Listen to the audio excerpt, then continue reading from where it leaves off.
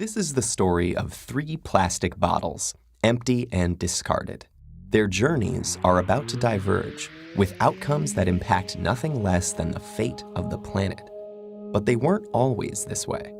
To understand where these bottles end up, we must first explore their origins. The heroes of our story were conceived in this oil refinery.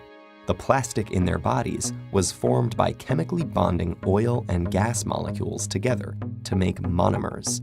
In turn, these monomers were bonded into long polymer chains to make plastic, in the form of millions of pellets. Those were melted at manufacturing plants and reformed in molds to create the resilient material that makes up the triplets' bodies. Machines filled the bottles with sweet, bubbly liquid, and they were then wrapped, shipped, bought, opened, consumed, and unceremoniously discarded. And now here they lie, poised at the edge of the unknown. Bottle 1, like hundreds of millions of tons of his plastic brethren, ends up in a landfill. This huge dump expands each day as more trash comes in and continues to take up space.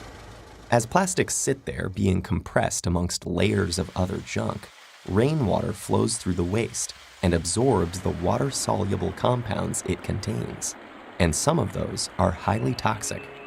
Together, they create a harmful stew called leachate, which can move into groundwater, soil, and streams, poisoning ecosystems and harming wildlife. It can take Bottle 1 an agonizing 1,000 years to decompose.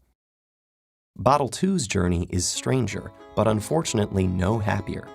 He floats on a trickle that reaches a stream that flows into a river, and a river that reaches the ocean.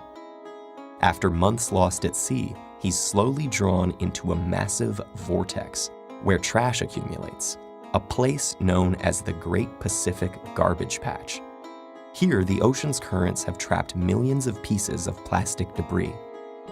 This is one of 5 plastic-filled gyres in the world's seas, places where the pollutants turn the water into a cloudy plastic soup.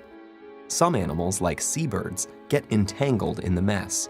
They and others mistake the brightly colored plastic bits for food. Plastic makes them feel full when they're not, so they starve to death and pass the toxins from the plastic up the food chain. For example, it's eaten by lanternfish. The lanternfish are eaten by squid.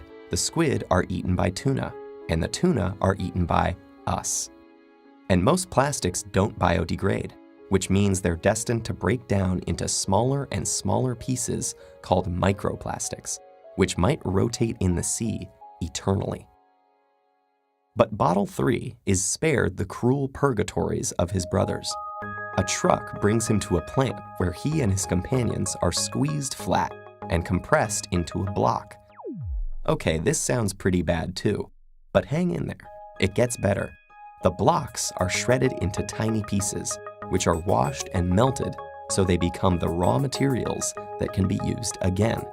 As if by magic, Bottle 3 is now ready to be reborn as something completely new. For this bit of plastic with such humble origins, suddenly, the sky is the limit.